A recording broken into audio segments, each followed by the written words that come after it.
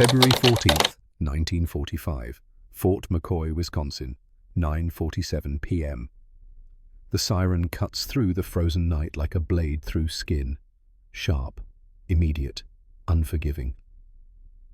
Corporal Elliot Graves is halfway through his evening rounds when the sound reaches him and his hand moves to his rifle before his mind can process what the alarm means. 3 prisoners missing. The words crackle over the radio in staccato bursts. German POWs, juveniles. Last seen at evening roll call. Graves feels his jaw tighten. He has been a guard at Fort McCoy for 7 months. He has watched over hundreds of prisoners. He has never lost one. Until tonight. The camp erupts into controlled chaos. Floodlights snap on, washing the compound in harsh white light that turns the snow into a field of broken glass. 50 men pour out of the barracks, rifles loaded, breath steaming in the 15-degree cold. The protocol is clear. The protocol is always clear. Escaped prisoners of war are enemy combatants. Assume armed. Assume dangerous. Assume hostile intent. Colonel Brennan's voice booms across the radio frequency, reaching every guard station within a 5-mile radius.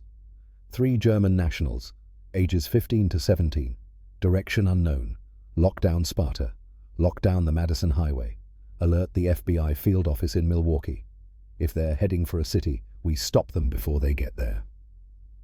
Graves runs toward the juvenile barracks, boots crunching through ice-crusted snow. His mind is already calculating possibilities. Escape routes, hiding places, the woods to the north, the river to the east, the farm roads that lead toward town. He reaches the barracks and pushes through the door. The interior is still warm from the potbelly stove in the corner. 37 bunks line the walls. 34 are occupied. 3 sit empty, their wool blankets folded with military precision at the foot of each bed. Graves moves to the first empty bunk. Bunk 17. He pulls back the blanket. Underneath the pillow he finds 2 pieces of bread, crusts eaten away, soft centers saved, hidden like treasure. He moves to the second bunk. Bunk 19. Same setup.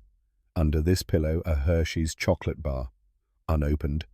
The wrapper still pristine. The third bunk. Bunk 22. 3 carrots, half-eaten, tooth marks visible in the orange flesh. Graves stares at the carrots for a long moment. Then he reaches under the pillow and pulls out something else. A photograph, edges worn soft from handling. The image is faded, creased down the middle from being folded and unfolded 1,000 times. A dog, golden fur, tongue lolling, eyes bright with the kind of joy that only animals seem to carry. On the back, written in careful pencil, 4 words in German, Warten Sie auf mich. Graves doesn't speak German, but he knows longing when he sees it. A voice behind him makes him turn. Private Macready, young and nervous, stands in the doorway. Corporal, they're saying the prisoners might have stolen weapons from the armory. They're saying we should assume they're armed. Graves looks down at the photograph in his hand, at the bread and chocolate and carrots hidden under pillows, at the evidence of 3 boys who weren't preparing for a long escape. They were preparing to share food with something. They're not armed, Graves says quietly. How do you know? Because they took food, not maps, not tools, not coats. He holds up the photograph. They took food for a dog. Macready frowns. What dog? Graves is already moving toward the door. Get me a jeep. Now. 3 miles east of Fort McCoy, Harold Jensen stands in his kitchen, staring at the cup of coffee that has gone cold in his hands. He's 52 years old. His wife died 6 years ago. His nephew died 9 months ago on a beach in Normandy, cut down by German machine gun fire before he ever made it off the landing craft. Harold Jensen has spent 9 months hating Germans. It is a clean hate, simple, uncomplicated. The kind of hate that doesn't require examination or justification. They killed Robert. That is enough. But then the War Department asked for volunteers, farmers willing to take on prisoner labor.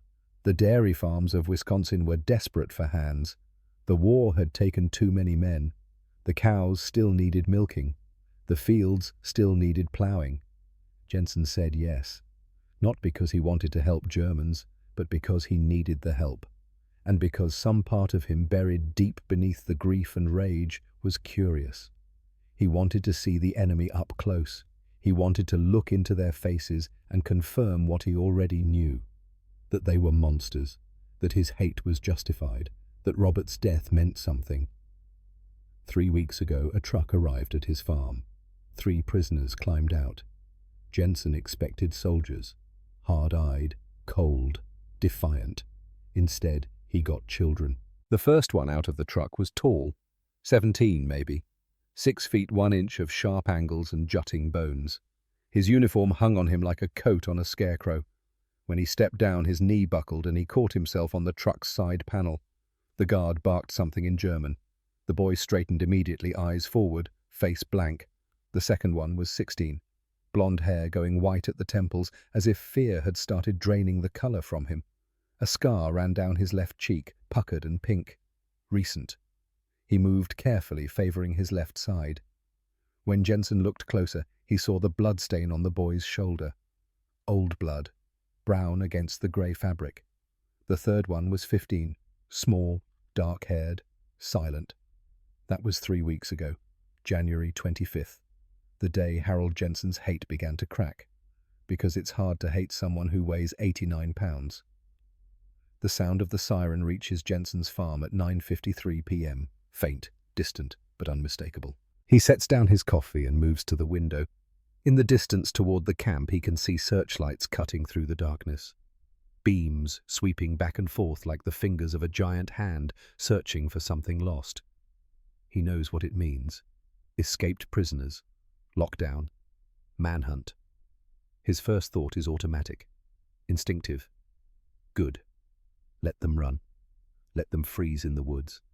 Let them learn what it means to be hunted. But then he thinks of the 3 boys who have been working his farm for 3 weeks. The tall one, Otto, who never speaks unless spoken to. The blonde one, Lucas, who flinches at loud noises. The small one, Franz, who hasn't said a word since he arrived. The boys who eat their meals in silence, who work without complaint, who fold their blankets every morning with the kind of precision that speaks to training beaten into them by someone's fist. Jensen grabs his coat, his flashlight. He doesn't know why. He just knows. He heads for the barn. The hay barn sits 200 yards from the main house. It's old, built by Jensen's grandfather in 1887. The boards are weathered silver grey, and the roof sags slightly in the middle, but it's solid, dry. Warm enough in winter if you bury yourself in the straw. Jensen's dog Daisy gave birth in that barn 4 days ago. 6 puppies, golden fur, eyes still closed, too young to do anything but eat and sleep and pile on top of each other for warmth. As Jensen approaches, he sees that the barn door is open. Not wide, just a crack. 6 inches, enough for a body to slip through. He stops, listens. At first there's nothing, just the wind, the creak of old wood. Then faintly he hears it. Breathing. Not one set of lungs. Multiple. Soft. Rhythmic. The sound of sleep. Jensen pushes the door open slowly. The hinges don't squeak. He oiled them last month. The flashlight beam cuts through the darkness, sweeping left to right across the interior of the barn. Hay bales stacked against the walls. Farm equipment covered in canvas tarps. The smell of dried grass and animal warmth. And in the far corner near the wooden pen where Daisy sleeps, he sees them. 3 boys. Lucas Brenner lies on his side, knees pulled to his chest. 2 puppies are curled against his stomach.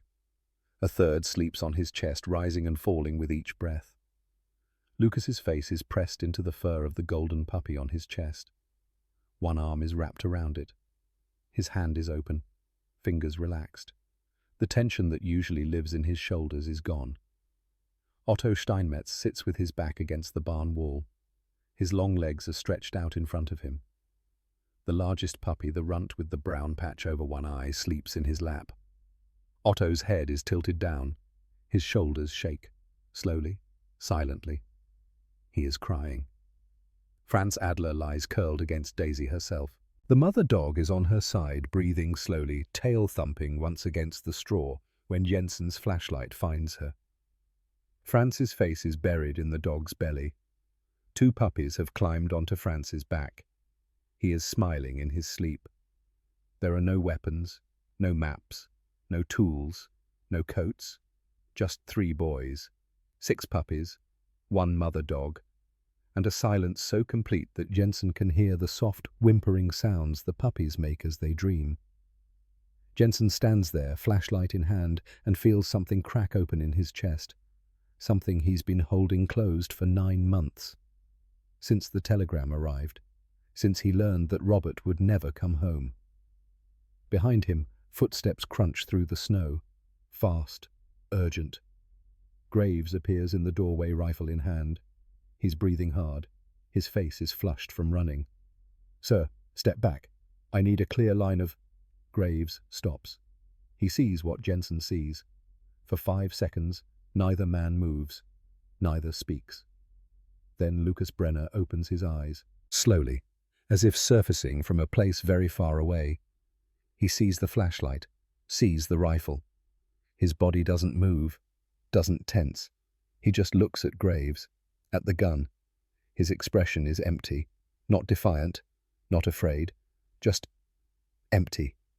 He speaks, quietly, in broken English that he's been learning for 3 weeks. "Please, do not shoot me in front of puppies. They are afraid of loud sounds." Graves's hand trembles. The rifle barrel dips, then rises, then dips again. He is 28 years old. He was a schoolteacher in Iowa before the war, 4th grade. He taught spelling and arithmetic and how to be kind to the kid who always sat alone at lunch. He has been in the army for 3 years. He has learned how to shoot, how to march, how to see the enemy as the enemy and nothing else. But he never learned how to shoot a boy who is asking him not to scare the dogs. The rifle lowers. Graves's arm drops to his side. The barrel points at the ground. He looks at Jensen. His voice is hoarse. "They're still prisoners of war, sir." "I know. I could be court-martialed for this. I know." Jensen steps into the barn. He moves slowly, carefully, the way you approach a wounded animal. He kneels in the straw next to Lucas. The puppies stir but don't wake. Daisy watches him with calm brown eyes. "You weren't running, were you?" Jensen asks. Lucas shakes his head. Tears slide down his face, catching the flashlight beam. He doesn't wipe them away. "Wir wollten nur warm sein," he whispers. Graves steps forward, translates without thinking. "We just wanted to be warm." Jensen looks at Otto, at the way the tall boy's shoulders are shaking, at the tear tracks on his face that catch the light.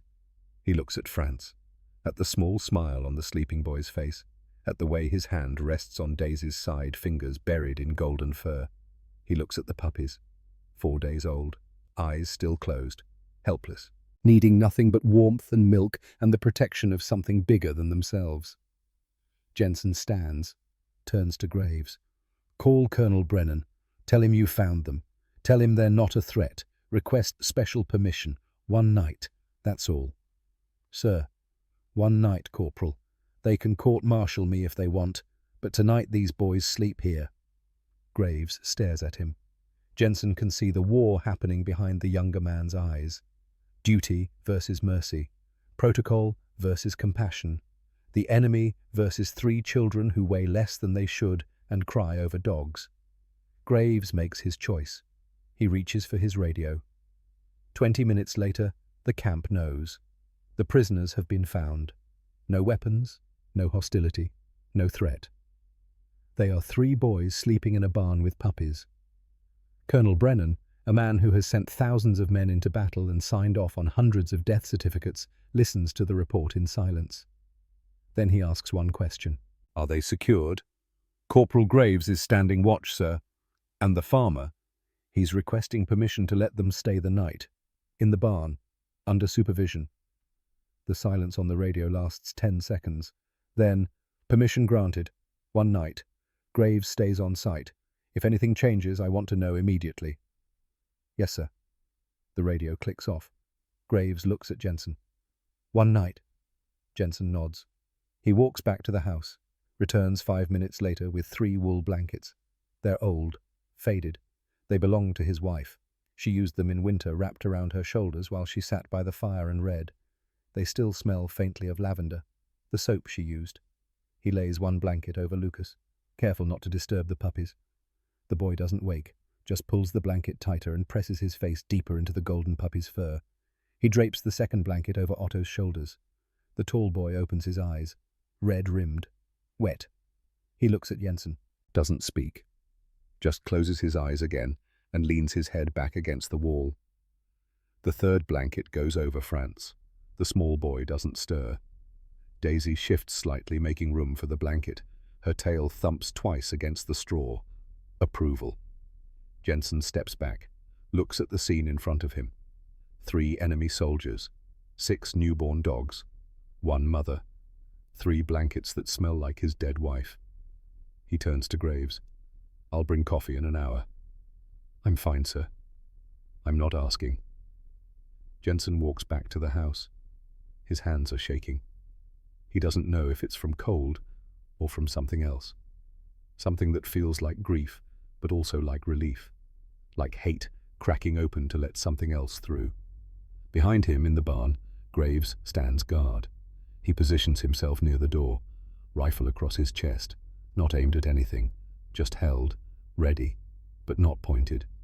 He watches the 3 boys sleep, watches the puppies pile on top of each other, watches Daisy's steady breathing, the rise and fall of her side, the way her ear twitches when one of the puppies whimpers. He pulls out a small notebook, the kind soldiers carry to write letters home. He writes by flashlight, words coming slowly at first, then faster. February 14th, 1945, 10:45 p.m. Today I learned something about the enemy. They are not always what we think they are. Sometimes they are boys who weigh 89 pounds. Sometimes they run not to escape, but to find the only thing that makes them feel safe. 3 German prisoners escaped tonight, but they didn't go far. They went to a barn, to sleep with puppies, because puppies don't care about uniforms or countries or who your father fought for. Puppies just want to be held. I have my rifle, but I don't think I'll need it, because the most dangerous thing in this barn right now is not the enemy. It's the realization that maybe there is no enemy. Maybe there are just boys who want to be warm. Maybe that's the same thing in war. Maybe the only enemy is the cold. He closes the notebook, puts it back in his pocket. He will mail it to his sister in 3 days. She will read it and cry. She will write back and tell him that he is a good man, that he made the right choice. But tonight, he doesn't know if he made the right choice. He only knows that he couldn't pull the trigger. Not on a boy who asked him not to scare the dogs. 3 weeks earlier, January 22nd, 1945. Fort McCoy Intake Station. The medical officer's name is Captain Raymond Shaw. He has processed 417 prisoners of war since September. He has seen men with missing limbs, men with infections that turned their skin black, men who screamed in their sleep and woke up swinging. But he has never seen this. The first boy sits on the examination table shirtless, shivering despite the warmth of the medical tent. His skin is grey. His ribs are visible, each one. Shaw can count them, 12 on each side. The boy's collarbones jut out like shelf brackets. His shoulders are nothing but bone and tendon. Shaw places the stethoscope against the boy's chest, listens. The heartbeat is slow, steady, but weak, like an engine running on fumes. "Name?" The interpreter, a German-American sergeant from Milwaukee, translates. The boy answers. "Lucas Brenner, 16 years old, Hamburg." Shaw writes it down, moves to the scale. "Step on." The boy obeys. The needle swings, settles, 89 pounds. Shaw stares at the number. 16 years old, 5'8", 89 pounds. He does the math in his head. Body mass index. The calculation that tells you if someone is healthy, normal, starving. BMI equals weight in kilograms divided by height in meters squared. Lucas Brenner is 40.4 kilograms, 1.73 meters, BMI equals 13.5. Anything below 16 is severe acute malnutrition. Anything below 15 is incompatible with life for extended periods. Shisan, 5 is what you see in concentration camp survivors, in famine victims, in bodies that have been burning themselves for fuel for months. Shaw writes, severe malnutrition, infected shrapnel wound left shoulder, frostbite 3 toes left foot, recommend high-calorie diet, antibiotics, warm quarters. He writes one more line, underlined. This is not a soldier. This is a starving child. The second boy is worse. 6'1", 94 pounds, BMI 12.4. His name is Otto Steinmetz, 17 years old. Bavaria. He has pneumonia, trench foot, psychological trauma. When Shaw asks him questions, he doesn't respond, just stares at the wall, silent, somewhere else. The interpreter tries again. Otto, can you hear me? Nothing. Shaw waves a hand in front of the boy's face. No reaction. He writes, dissociative state, possible catatonia, monitor for suicide risk.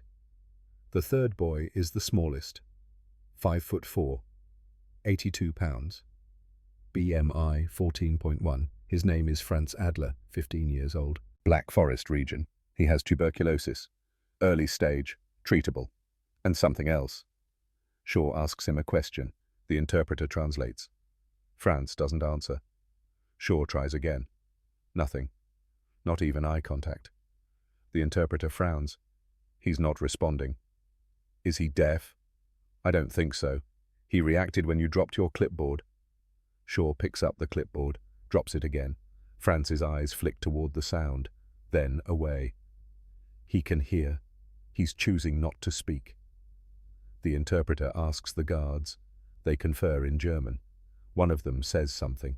The interpreter turns back to Shaw. They say he hasn't spoken in 18 months. Not since his village was bombed. His family was killed. He watched it happen. He hasn't said a word since. Shaw looks at the boy, 15 years old, 82 pounds, silent for 18 months. He writes, selective mutism, trauma-induced, recommend psychological evaluation. Then he writes something else. Something that's not in the official report. These boys were sent to die. Someone looked at them and decided their lives were worth less than a bullet. I don't know what we're supposed to do with them. But I know what we're not supposed to do. We're not supposed to send them back. January 25th. 3 days later. Jensen's farm. The truck arrives at 6 a.m. 2 guards, 3 prisoners. Corporal Graves signs the paperwork, reminds Jensen of the rules. They work. You supervise. No fraternization, no gifts, no personal items exchanged. At the end of each day, they return to camp. Clear. Clear.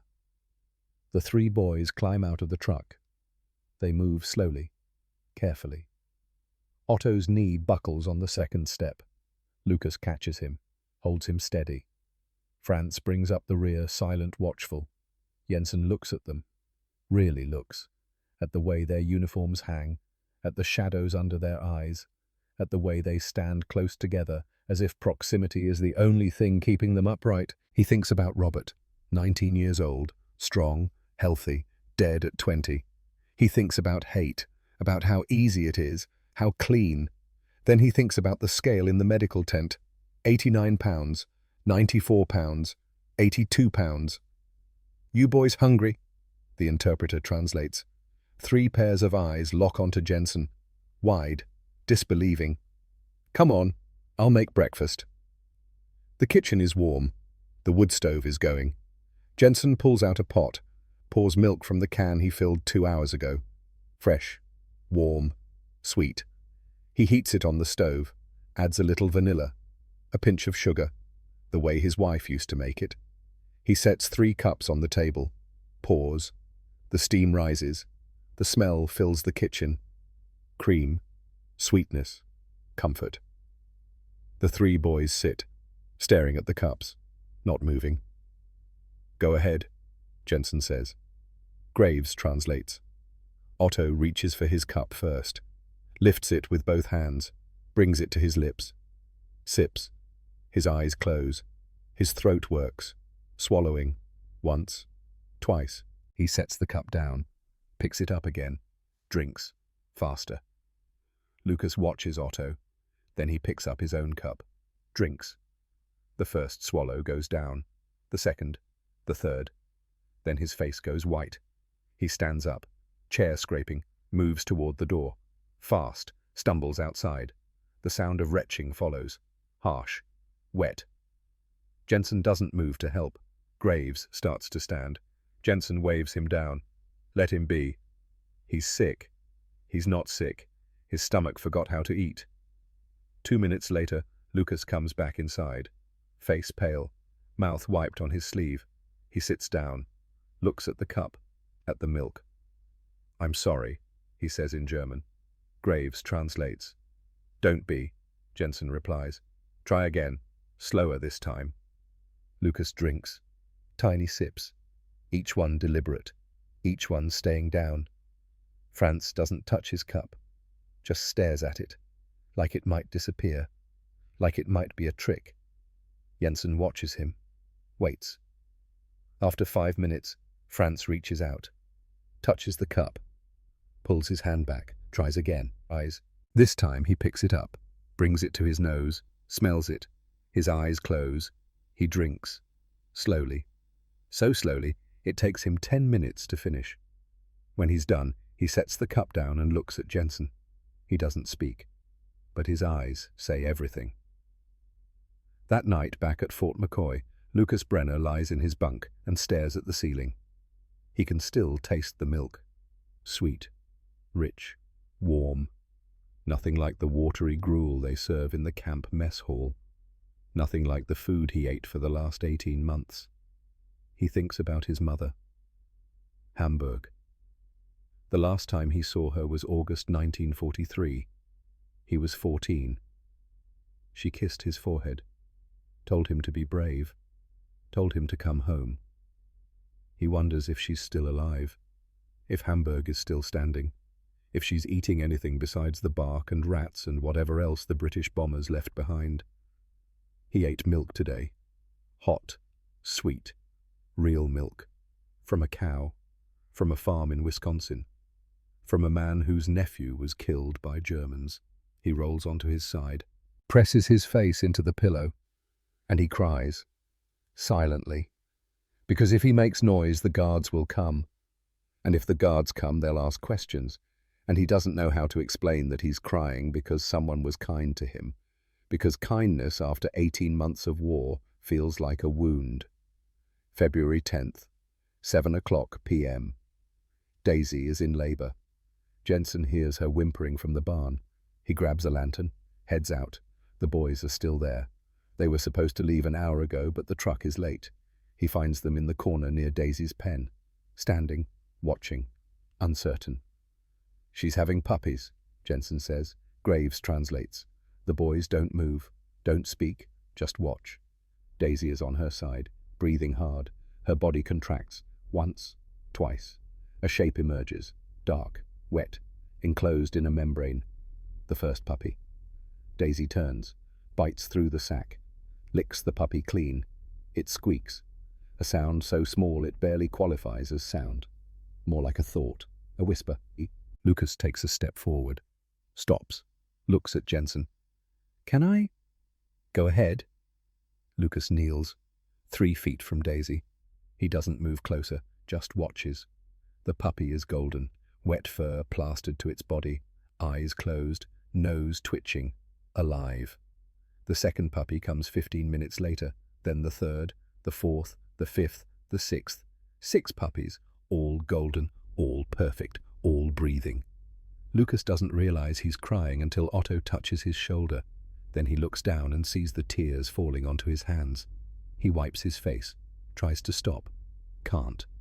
Franz moves closer, kneels next to Lucas, reaches out, slow, tentative, One finger touches the first puppy, the golden one. Its fur is still wet, warm, soft. Franz's mouth opens. For the first time in 18 months, he speaks. Sie lebt. She lives. Otto stares at him. Lucas stares at him. Graves stares at him. Franz looks up, tears on his face. Sie lebt. Sie lebt. Sie lebt. She lives. She lives. She lives. He says it 9 times, like a prayer, like a spell, like the first words spoken after a lifetime of silence. Graves writes in his notebook later that night. His hand shakes as he forms the words. February 10th, 1945. Franz Adler spoke today. First words in 18 months. He said, "She lives." 3 words. But they meant everything. Because for 18 months, everything around him died. And today, something lived. And he needed to say it out loud, to make it real. I watched 3 enemy soldiers cry over puppies. And I realized they're not crying because they're weak. They're crying because they forgot what it feels like to see something born instead of killed. This war has turned everything backward. We've made death normal and life extraordinary. We've made kindness rare and cruelty expected. And these boys, these children have lived in that world so long they forgot there was another way. Until 6 puppies reminded them. February 11th, morning. The puppies are 18 hours old. Their eyes are still sealed shut. Their legs don't work yet. They crawl, bellies dragging against the straw, moving toward heat, toward milk, toward Daisy's warmth. The boys arrive at Jensen's farm at dawn. The truck drops them off.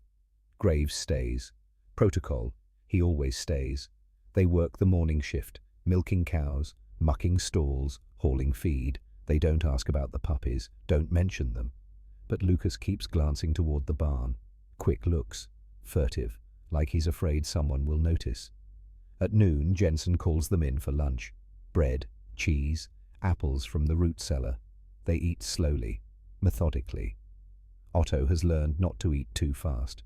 Lucas has learned to stop before his stomach rebels. Franz still eats like each bite might be his last.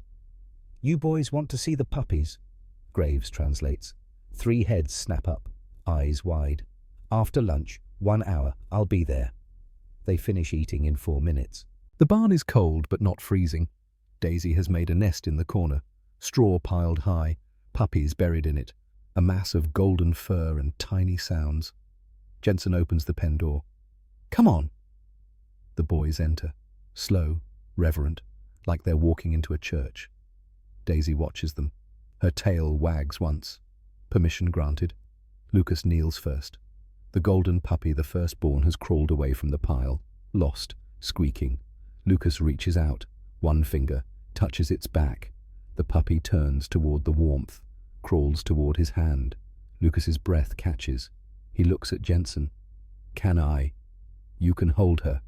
He picks up the puppy, both hands, careful, so careful. The puppy fits in his palms, warm, breathing, alive. He brings her close to his chest, feels the heartbeat against his fingers, fast, fluttering, real. He starts to cry, not quietly this time, not hidden. He cries the way children cry when something breaks open inside them, loud, gasping, shoulders shaking. Otto moves closer, puts a hand on Lucas's shoulder, doesn't say anything, just stands there, solid. Franz sits next to Daisy, puts his hand on her side, feels her breathing, in, out, steady, alive. He closes his eyes, his lips move, silent words, maybe a prayer, maybe just names, people he lost, people who aren't breathing anymore. Graves stands near the door, watching. His hand is not on his rifle. His rifle is leaning against the wall, 5 feet away. He could reach it if he needed to, but he doesn't think he'll need to, because the most dangerous thing in this barn is not the enemy. It's the weight of grief carried by 3 boys who forgot what it means to hold something that isn't dying. Jensen sits on a hay bale, watches Lucas cry into golden fur.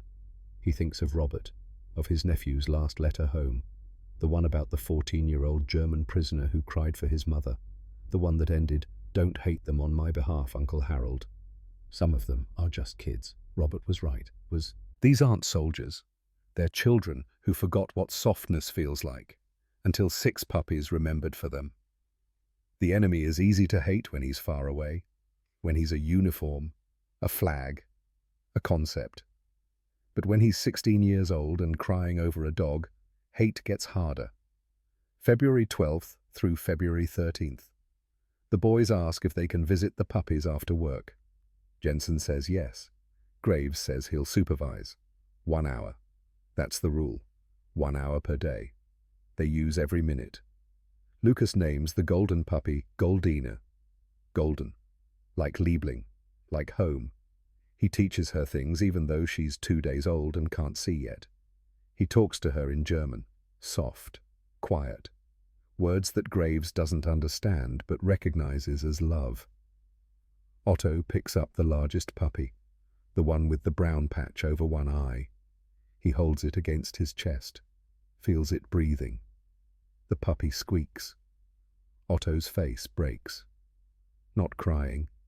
Something else. Something that looks like remembering how to smile. Franz doesn't hold the puppies. He sits with Daisy, hand on her side, feeling her breathe. Sometimes he hums. No words, just sound. Low, steady, like a lullaby. Daisy's tail wags. She knows comfort when she hears it. On the second day, something changes. Lucas laughs. It's not loud, not long, just a short sound, a bark of surprise, because Goldine has crawled up his arm and fallen off, tumbled into the straw, unhurt, squeaking indignantly. Lucas laughs, and then stops, like he forgot he was allowed. Otto stares at him. Then he smiles. Actual smile, teeth showing, eyes crinkling. Franz looks up. His mouth twitches. Almost. Not quite. Graves writes in his notebook. February 12th, 1945. Lucas Brenner laughed today. First time I've heard him make a sound that wasn't crying or work orders. It lasted 3 seconds. But it was real. For 3 seconds, he was 16 years old. Not a soldier, not a prisoner, just a kid who thought a clumsy puppy was funny. I didn't know laughter could sound like hope. But it does. February 14th, 6:00 p.m.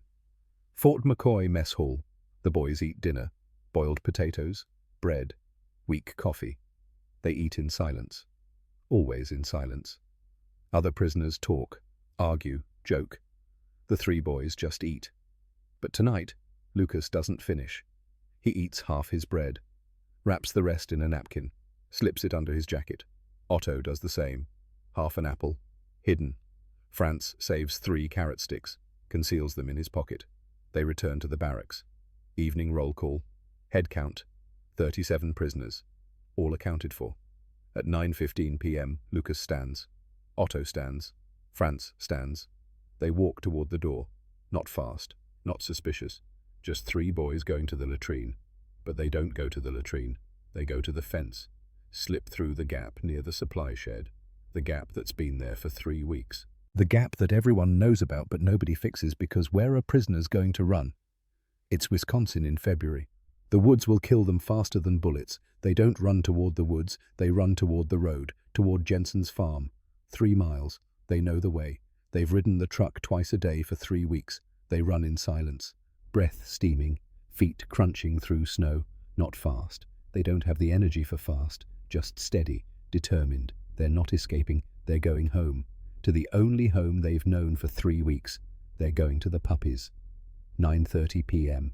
Fort McCoy Barracks. Evening bed check. A guard walks through, counts bunks. 37 prisoners should be sleeping. 34 are. 3 bunks are empty. The guard counts again. Then he runs for the alarm. The siren cuts through the night. Colonel Brennan is in his office when the call comes. 3 escaped prisoners, German, juveniles, last seen at roll call. He doesn't panic. He's seen this before. Prisoners try to escape. Most don't make it past the tree line. The ones who do usually turn themselves in within 12 hours. Cold, hungry, scared. But protocol is protocol. Lock down the camp. Alert Sparta PD, alert Madison, alert the FBI field office. Assume they're armed, assume they're dangerous. 50 men mobilize, rifles loaded, jeeps started, searchlights sweeping. Brennan walks to the juvenile barracks himself, stands over the 3 empty bunks, looks at the evidence left behind: bread under one pillow, chocolate under another, carrots under the third. He picks up the photograph from under Lucas's pillow. The dog, golden, happy. On the back, warten Sie auf mich. He doesn't speak German, but he calls for a translator. What does this say? Wait for me. Brennan stares at the photograph, at the bread and chocolate and carrots, at the evidence that doesn't match an escape attempt. They're not running, he says quietly. Sir, get me Corporal Graves, now.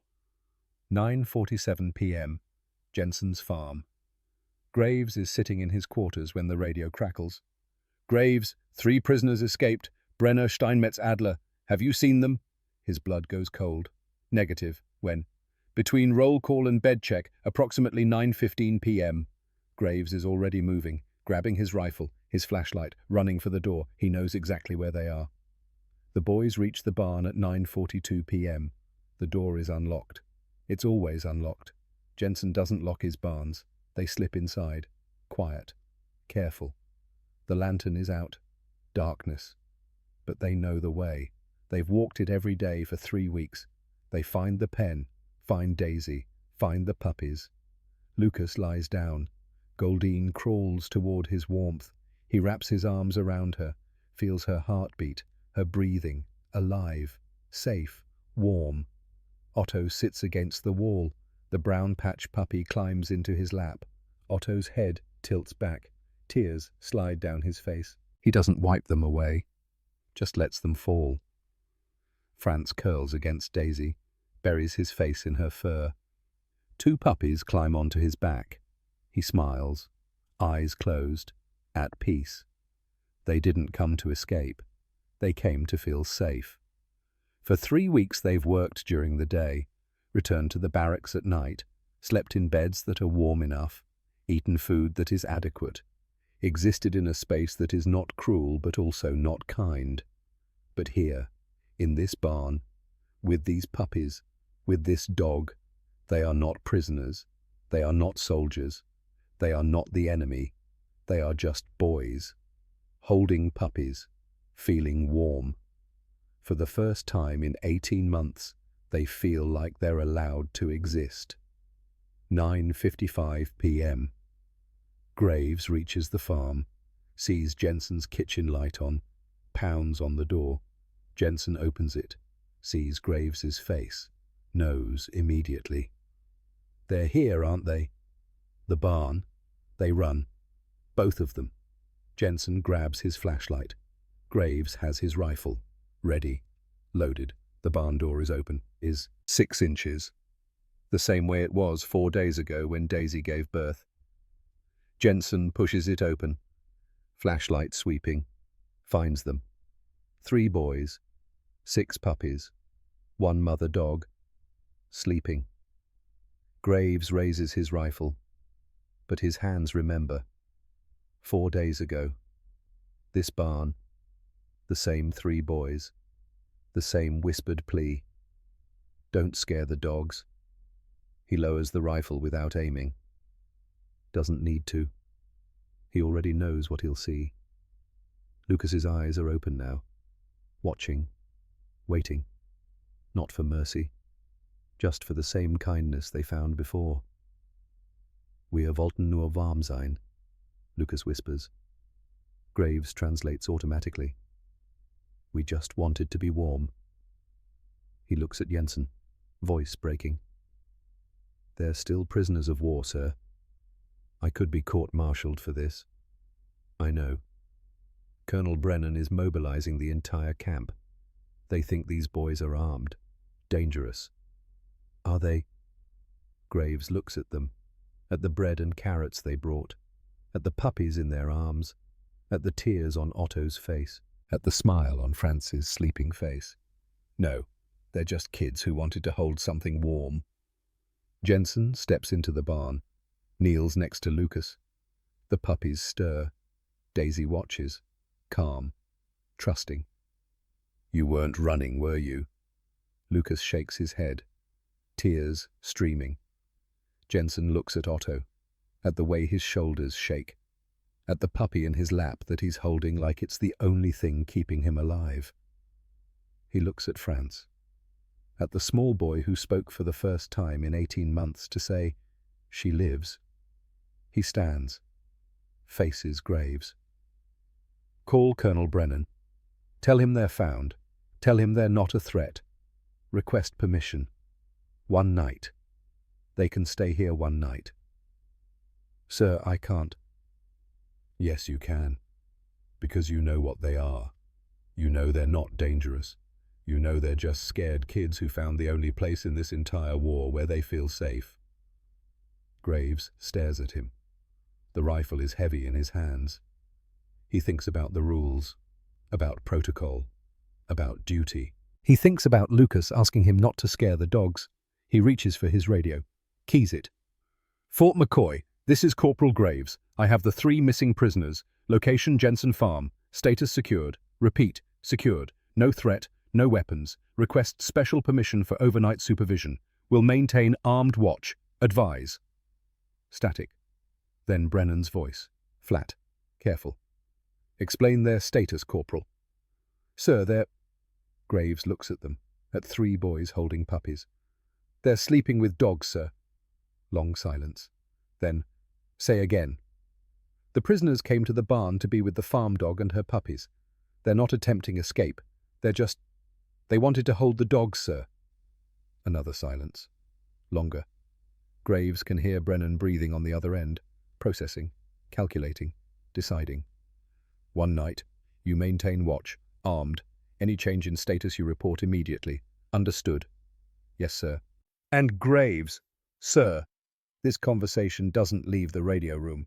"Understood, sir." The radio clicks off. Graves looks at Jensen. "1 night." Jensen nods, turns back to the house, returns 10 minutes later with blankets. 3 of them. Wool, heavy. They smell like lavender and old fabric and home. He lays the first blanket over Lucas. Careful. The boy doesn't wake, just pulls it tighter. Goldine squeaks softly, settles. The second blanket goes over Otto's shoulders. The tall boy's eyes open, red, wet. He looks at Jensen. Mouth opens, closes. No words. But his eyes say everything. "Thank you. I'm sorry. I don't deserve this. Thank you." The third blanket covers Franz. The small boy doesn't stir. Daisy shifts to make room for the blanket. Her tail thumps, twice. Approval. Jensen stands, looks at the scene. 3 enemy soldiers, 6 puppies, 1 dog, 3 blankets that belong to his dead wife. "I'll bring coffee in an hour." "I'm fine, sir." "It's February." "You'll freeze. I'll bring coffee." Jensen walks back to the house. His hands are shaking. He sits at the kitchen table, stares at nothing, thinks about Robert, about hate, about how much easier it would be if these boys were monsters, if they deserved his rage. But they're not monsters. They're just children. Somebody's sons. Somebody's Lucas and Otto and Franz. Somebody who is probably wondering if they're still alive. He makes coffee, strong, black, pours 2 cups, takes them to the barn. Graves is standing just inside the door, rifle across his chest, not aimed, just held. He takes the coffee, drinks. The heat helps. "Thank you for calling it in," Jensen says. "I had to." "You could have just shot them, claimed they were escaping. No one would have questioned it." Graves looks at the 3 sleeping boys, at the puppies, at Daisy. "I was a teacher before the war, 4th grade. I taught kids how to read, how to multiply fractions, how to be kind to each other." He pauses, drinks more coffee. "I've killed 12 men since I enlisted. 12. I remember every face. I don't need a 13th, especially not one who asked me not to scare the dogs." They stand in silence, drinking coffee, watching 3 boys sleep. At 11:30 p.m. Graves pulls out his notebook, writes by flashlight. February 14th, 1945, 11:30 p.m. 3 German prisoners escaped tonight, but they didn't run far. They ran 3 miles, to a barn, to Puppies. Colonel Brennan approved one night where they can sleep without fear, without cold, without wondering if tomorrow they'll be shipped back to a country that's burning. I'm standing guard with my rifle, but I don't think I'll need it, because the most dangerous thing in this barn isn't the enemy. It's the realization that there is no enemy.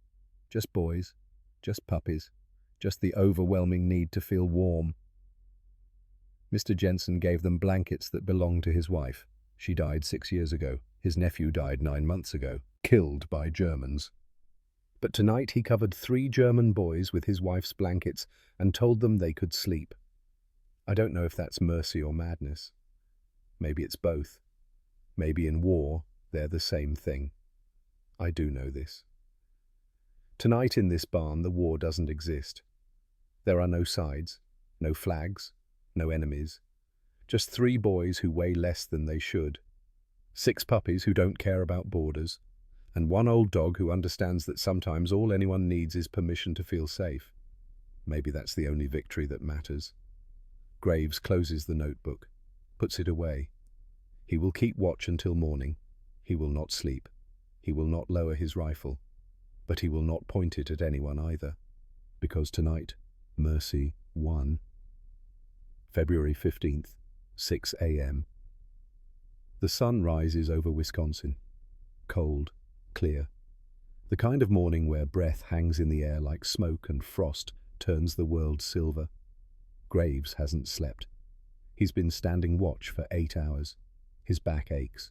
His feet are numb. The coffee Jensen brought at midnight is long gone. But he stayed, rifle ready, eyes open. The boys are still sleeping. Lucas curled around Goldina, Otto leaning against the wall with the brown patch puppy in his lap. Franz pressed against Daisy's side. The puppies have shifted during the night, crawling, piling, seeking warmth. But the boys haven't moved. Jensen enters the barn at 6:15, brings more coffee, hot, strong, hands a cup to Graves. They didn't move all night, Graves says quietly. First time they felt safe enough not to. The truck comes at 7. I have to take them back. Jensen nods, looks at the 3 sleeping boys, at the puppies, at Daisy watching them with calm brown eyes. Let them sleep until then. They drink coffee in silence, watching, waiting.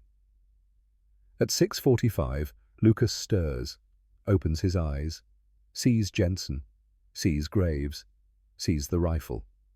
For a moment, fear crosses his face. Then he looks down at Goldine, still sleeping against his chest, still warm, still alive. The fear fades. He sits up, careful not to wake the puppy, speaks in German. Graves translates. Thank you for letting us stay. You're welcome. Will we be punished? Jensen looks at Graves. Graves looks at Jensen. Neither man knows the answer. Protocol says yes. Running from a POW camp is a violation, even if you only run 3 miles, even if you run to Puppies. But Brennan said one night, he didn't say anything about punishment.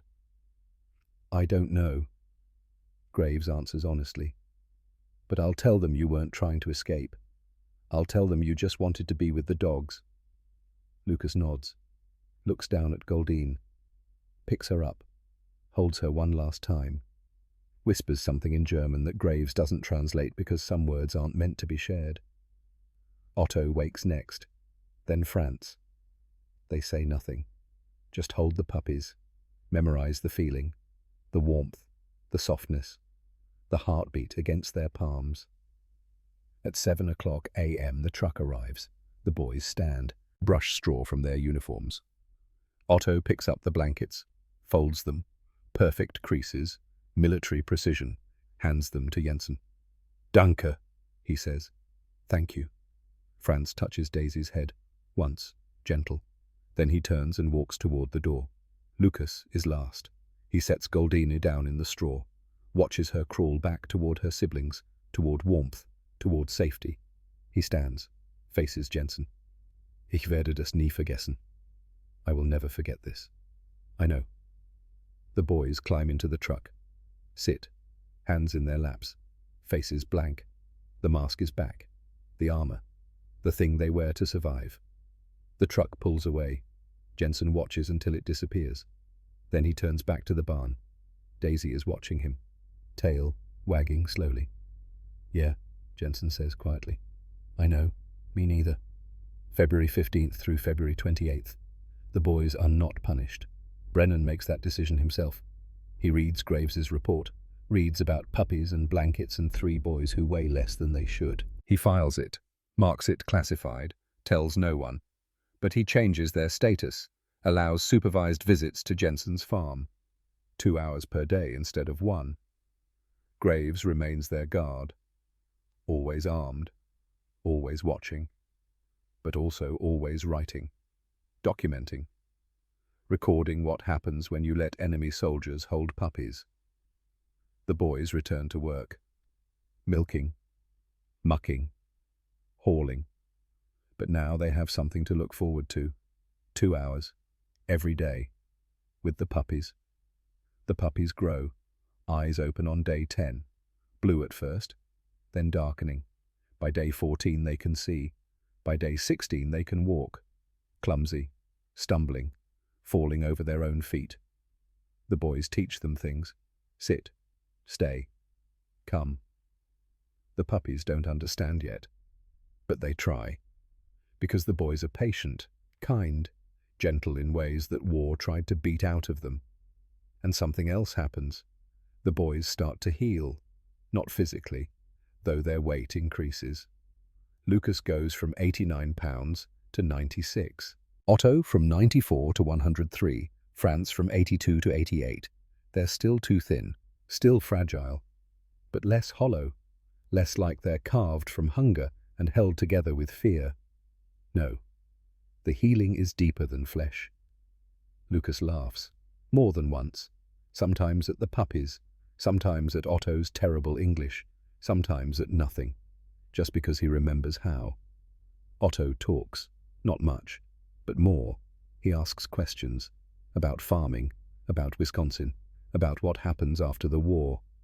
His voice is rusty, uncertain, but it's there. Franz speaks, not often, but consistently. Small words. Good morning. Thank you. She is warm. Each sentence is a gift, a piece of himself returned.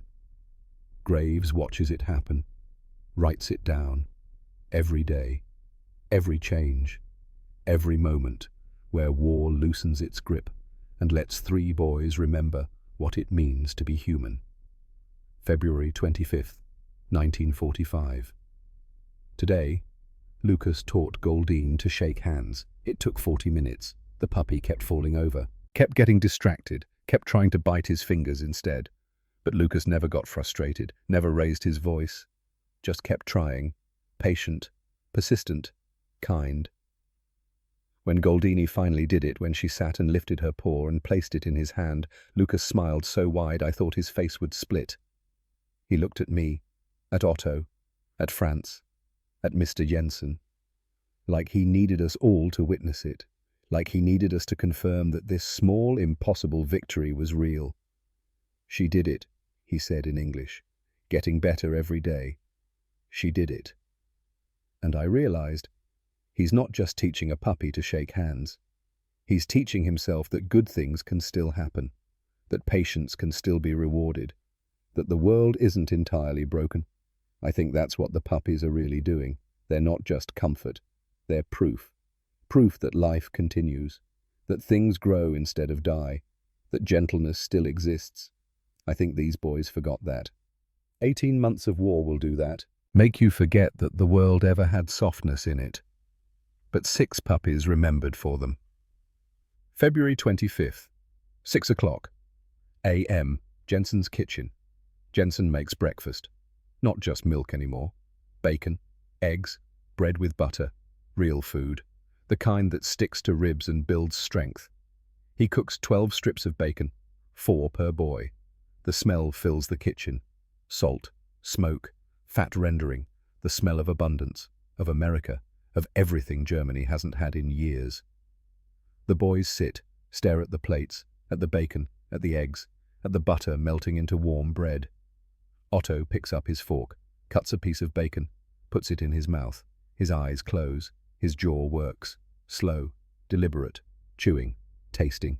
The salt hits first, sharp, clean, then the fat, rich, coating his tongue, then the smoke. Hickory, wood-fired, deep. He swallows, opens his eyes. They're wet. Lucas eats next. 1 piece, 2, 3. On the 4th piece he stops, sets down his fork, stares at the remaining bacon on his plate. Was es los? Jensen asks. What's wrong? Graves translates. Lucas answers in German. Slow, halting, fighting for words.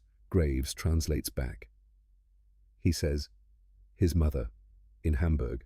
She's eating tree bark, boiling shoe leather, digging through rubble for rats, and he's here, eating bacon, 4 pieces.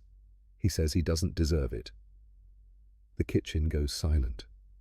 Even Franz stops eating, looks at Lucas, at the bacon. Jensen sits down, across from Lucas, looks the boy in the eyes. Your mother, if she were here, if she could see you right now, what would she want? Graves translates. Lucas's face crumples. Sie würde wollen, dass ich lebe. She would want me to live. Then live. Eat the bacon. Get strong. Go home. Find her. Tell her you survived because someone fed you.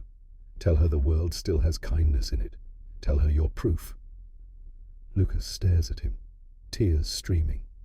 Then Otto speaks, in English, slow but clear. Your mother. She wants you eat. She wants you live. We eat. We live. We remember them. Franz pushes his last piece of bacon across the table, toward Lucas. Für deine Mutter. For your mother. Lucas looks at the bacon, at Franz's offering, at Otto's hand on his shoulder, at Jensen's steady gaze. He picks up the bacon, eats it, slowly, chewing each bite like a prayer, swallowing like communion, tasting salt and smoke and the bitter sweetness of surviving when others don't. When he finishes, he wipes his face, looks at Jensen. Ich werde das für den Rest meines Lebens erinnern. I will remember this for the rest of my life. Good, Jensen says. Remember it. Remember that even in war, someone chose to feed you. Someone chose mercy over hate. Someone chose to see you as human. Remember it. And someday when you have the chance, do the same for someone else. April 30th, 1945. The news reaches Fort McCoy at 3 p.m. Hitler is dead. Suicide. Berlin is falling. The Reich is collapsing. The war in Europe is nearly over. The camp erupts. Guards cheer. Prisoners stand silent. Some cry. Some stare. Some sit down hard like their legs forgot how to hold them. The boys are at Jensen's farm when they hear. They're feeding the cows, hauling water. The puppies are 8 weeks old now, walking, running, playing, tumbling over each other in the sun. Graves gets the radio call, steps outside, comes back 2 minutes later, face pale. Hitler's dead. Germany surrendered. It's over. The boys freeze. Lucas drops the bucket he's holding. Milk spills into the dirt. White spreading, soaking, disappearing. Otto sits down, right there in the barn, puts his head in his hands. Franz stares east, toward Germany, toward home, toward whatever's left. None of them speak for 5 minutes. Then Lucas, voice breaking, Meine Mutter, my mother Graves, doesn't have an answer. I don't know. Hamburg was bombed, heavily. But some people survived. She might be in a displacement camp. She might be alive. Might. Lucas nods, looks at the spilled milk, at the waste, at the evidence of a moment when the world shifted and everything that was certain became uncertain. Otto stands, walks to Lucas, doesn't say anything, just stands next to him, solid, present. Franz joins them. 3 boys, standing together, facing the end of a war that tried to kill them. Jensen watches from the barn door, watches them process, watches them carry the weight of survival, the weight of wondering if anyone they loved is still alive, the weight of winning by losing everything. That night they asked to stay in the barn, just for a few hours. Graves approves it, doesn't even call it in. The boys sit with the puppies.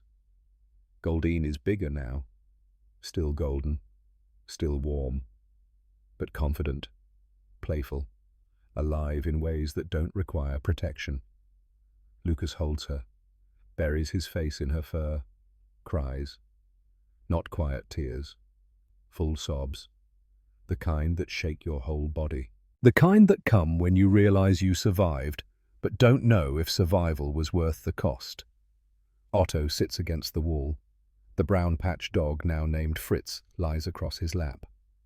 Otto stares at nothing, silent tears tracking down his face. Franz lies with Daisy, the mother dog who mothered him when his own mother couldn't, who gave him warmth when the world was cold, who didn't care that he couldn't speak, who just loved him anyway. Graves stands outside, gives them privacy, writes in his notebook by moonlight. April 30th, 1945. The war ended today. Hitler is dead.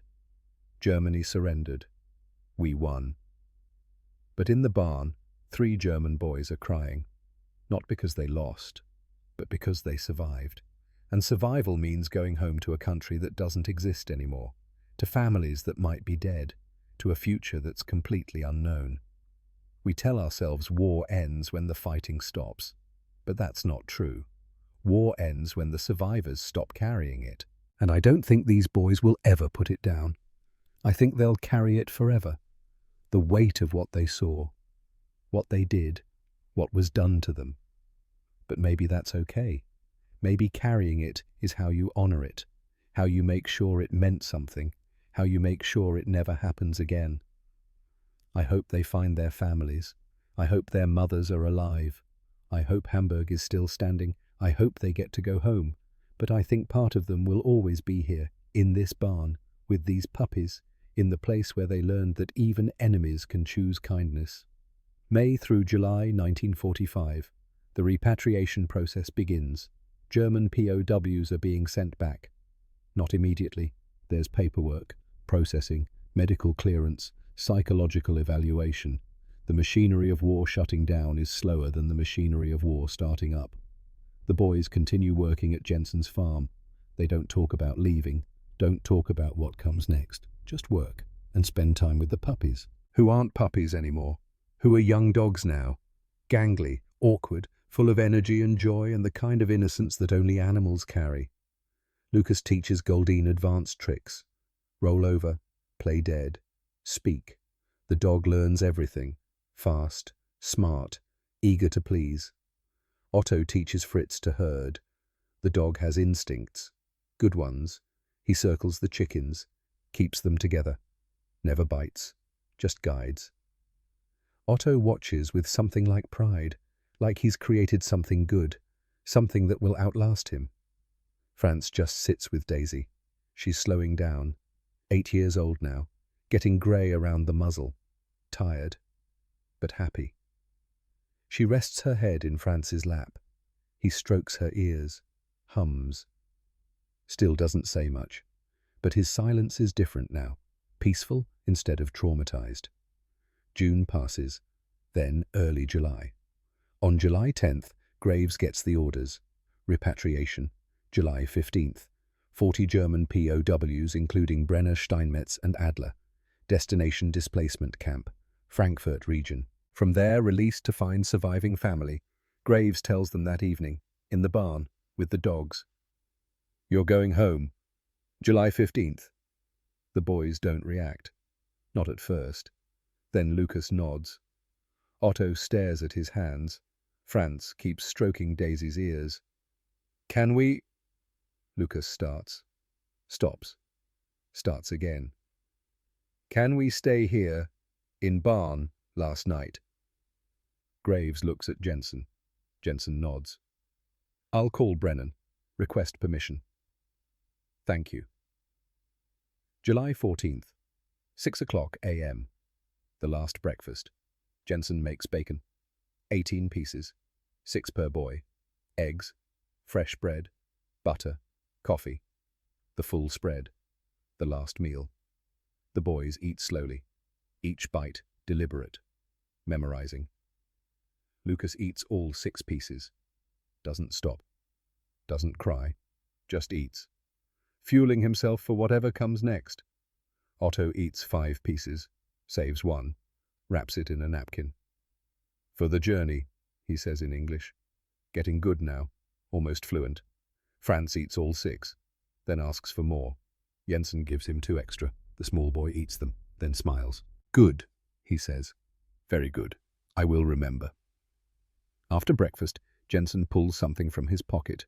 A silver chain, small pendant, engraved with a single word, forever. This was my wife's. She died 6 years ago. I want you to have it. He hands it to Lucas. Lucas stares at it. Ich kann nicht. I can't. Yes, you can. So you remember. So you remember that even in war, someone chose to be kind. Someone chose to see you as human. Someone chose mercy. Lucas takes the chain, puts it around his neck. The pendant rests against his chest, over his heart. Ich werde es für immer tragen. I will wear it forever. Good. Otto removes his jacket. The old Wehrmacht uniform, worn, patched, stained with months of survival. He hands it to Jensen. For Fritz, so he remembers me. Jensen takes it, nods. I'll keep it. Franz pulls something from his pocket. A small carved dog, made from wood, crude, simple, but recognizable. He's been carving it for weeks, in secret, using a knife from the farm shed, whittling at night by lamplight. He hands it to Jensen, points to the bottom, carved into the base. Danke. Thank you. Jensen's eyes blur. He takes the carving. I'll keep it on my mantle. Forever. July 14th, 8 o'clock p.m. The last night in the barn. The boys enter. The dogs follow. Goldine, Fritz, Daisy. 3 dogs, 3 boys. 1 last night. They don't speak much. Just sit. Lucas holds Goldine, memorizing the weight of her, the warmth, the heartbeat. Otto lies with Fritz stretched across his chest.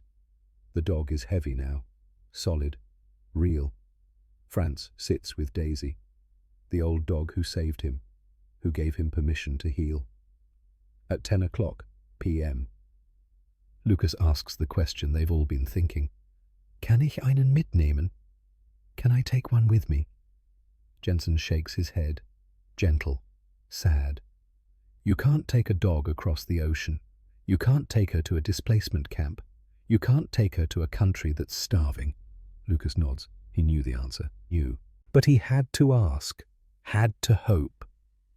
But you can remember her, Jensen continues. You can remember that she loved you when the world told her not to. You can remember that she didn't care what uniform you wore. She just cared that you were kind. Remember that. And someday when you can get another dog, name her Goldini. Teach her the same tricks. Let her remind you that you survived, that you're still capable of love. Lucas presses his face into Goldina's fur, shoulders shaking. Ich verspreche es. I promise. Otto speaks next, voice thick. Herr Jensen, I killed a man. American. December. Shot him in the back. He was helping a friend. I see his face. Every night. I will see it forever. But you did not kill me. You gave me milk. You gave me puppies. You gave me forgiveness I do not deserve. Jensen crosses the barn, stands in front of Otto, 6'1", 103 pounds. Still a boy, despite everything war tried to make him. Jensen opens his arms. Otto stands, falls into the embrace, cries into Jensen's shoulder, great heaving sobs, the kind that come when someone shows you mercy you can't repay. "You deserved it," Jensen says quietly, "because underneath the uniform, underneath the war, you're still just a boy, and boys deserve second chances." Franz stands next, walks to Jensen, doesn't hug, just looks up at him, says 4 words in English, "You are good man." Then he hugs, quick, brief, but real. Jensen hands out the blankets, the same 3, lavender, wool, memory. The boys lie down, dogs curled against them, blankets pulled close. For the last time they sleep in the barn, without fear, without cold, without wondering if tomorrow they'll wake up. They sleep through the night, no nightmares, no waking, just rest. Graves stands watch, doesn't write, just watches, bears witness, holds space for 3 boys spending their last night in the only place they felt safe. At 5 a.m, dawn breaks, grey, cold. The kind of morning that feels like endings. July 15th, 7 a.m. The truck arrives. 40 POWs, going home, going to whatever home means now. The boys say goodbye to the dogs first. Lucas kneels. Goldine licks his face. He whispers something in German. A promise, a prayer, a goodbye. Otto hugs Fritz. The dog whines, knows something is wrong. Otto's voice breaks. "Be good. Herd the chickens. Remember me." Franz holds Daisy, the old dog, the mother. He doesn't speak, just holds her, memorizing. Then he kisses her head, once, gentle. They turn to Jensen, shake his hand, one by one. "Lucas, danke für alles." Thank you for everything. Otto, "I will not forget, never." Franz, "You save me." They climb into the truck, sit, hands in laps, faces blank. The mask is back. Protection, survival. The truck starts, pulls away.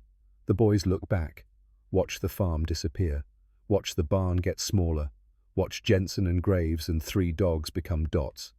Then nothing. Jensen stands in the driveway, watches until the truck is gone. Then he walks to the barn, sits in the corner, where 3 boys slept, where 3 dogs still smell like them. Daisy comes over, rests her head in his lap. Jensen strokes her ears, cries. Not loud, just quiet tears. For 3 boys he'll never see again. For the war that stole their childhood. For the world that forgot how to be kind until puppies reminded everyone. 40 years later, 1985. Harold Jensen is 92 years old. He still lives on the farm. Alone. Daisy died in 1956. Goldine lived until 1959. Fritz made it to 1960. All 3 buried under the oak tree behind the barn. The farm is quieter now, smaller. He sold most of the land in the 70s, kept the house, the barn, the memories. February 10th, 1985. 40 years to the day since Daisy gave birth to 6 puppies. Jensen checks the mail. 1 envelope. No return address, no stamp, just his name and address in shaky handwriting. He opens it. Inside a photograph, black and white. An old man, 76, thin, grey, but smiling, holding a golden retriever. The dog's face is pressed against the man's cheek, both of them looking at the camera. Jensen flips the photo over, written in English. Careful, precise. Her name was Daisy. She lived 14 years. I found my mother in Hamburg, 1946. She was alive, 84 pounds, working in a British soup kitchen. I told her about bacon, about puppies, about a farmer who chose mercy over hatred. She cried. She said, "Thank that man for giving me back my son." Herr Jensen, you did not just give me food. You gave me back my humanity.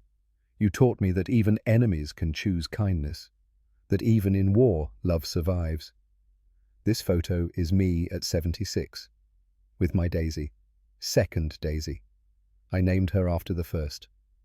I have had 5 dogs since 1946, all named Daisy, all golden, all teaching me the same lesson you taught. The world is still good, people are still kind. Life is still worth living. I am a baker now, like my father. Every morning I bake bread, and I remember you fed me when I was starving. You covered me with blankets when I was cold. You let me hold puppies when I forgot how to feel. Thank you for teaching me that mercy is stronger than hate, that kindness is braver than cruelty, that love survives even when everything else dies. Forever grateful. Lucas Brenner, Hamburg. Inside the envelope, the silver chain, the one Jensen gave him, the pendant still engraved, forever, but now on the back new engraving, Wisconsin 1945, where I learned to be human again. Jensen sits down hard, the photo in his hand, the chain in the other. He cries, old man tears, quiet, grateful, relieved. Lucas survived, his mother survived. They found each other, they rebuilt, they lived, and they remembered. Jensen writes back, one letter, short. Dear Lucas, thank you for writing, thank you for surviving, thank you for remembering. I kept your promise.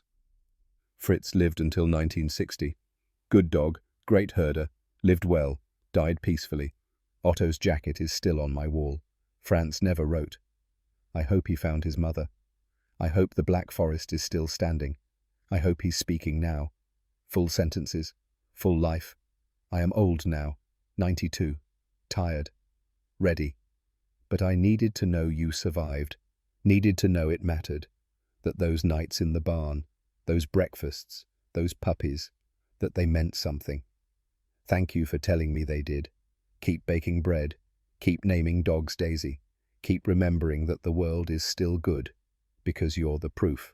With love, Harold Jensen. He mails it the next day. 3 weeks later, he dies in his sleep. Peaceful, 92 years old, surrounded by photographs, 3 boys, 6 puppies, 1 old dog. His will leaves the farm to his grandnephew, with one instruction: keep the barn, keep the corner where 3 boys slept with puppies. Put a plaque there, so people remember. In February 1945, 3 enemy soldiers chose warmth over war, and 1 farmer chose mercy over hatred. That night, the war paused, and love won.